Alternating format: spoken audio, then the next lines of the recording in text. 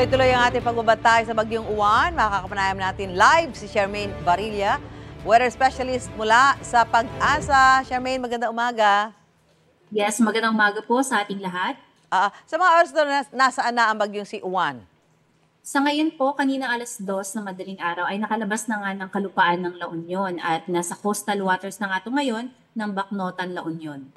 Sa mga oras to, Charmaine, may mga lugar pa ba na may mga wind signals o storm signal? Yes po, no, may mga nakataas pa rin nga tayong wind signals dito sa areas ng Luzon and dito din sa Metro Manila kasama pa rin tayo under wind signal. So ano yung mga mararanasan ng mga lugar na may mga nakataas pa ring wind signal kasama na ang Metro Manila?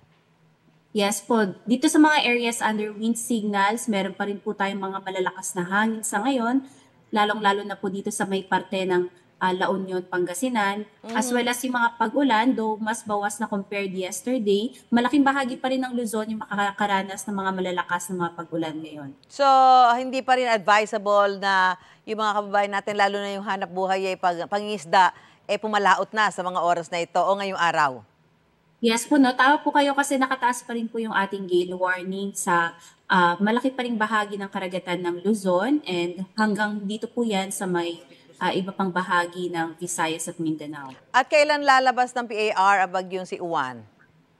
Expecting na po tayo na possibly na bukas na madaling araw ay makakalabas na nga po ng ating PAR itong si Bagyong Uwan. At base sa inyong forecast, posible bang bumalik sa PAR ang Bagyong Uwan?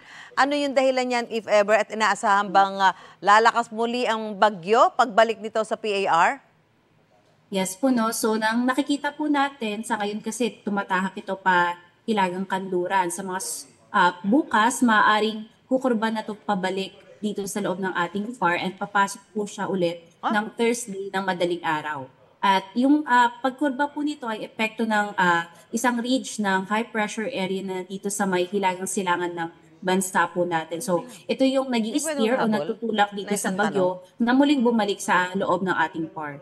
Pag bumalik siya, Charmaine, ano mararanasan natin?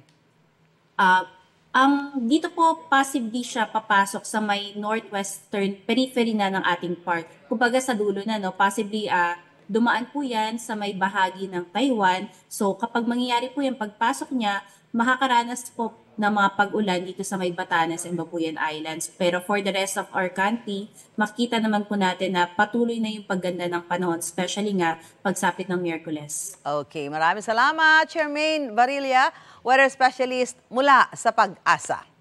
Yes po, maraming salamat din po. Salamat. Gusto mo bang mauna sa mga balita? Mag-subscribe na sa GMA Integrated News sa YouTube at tumutok sa unang balita.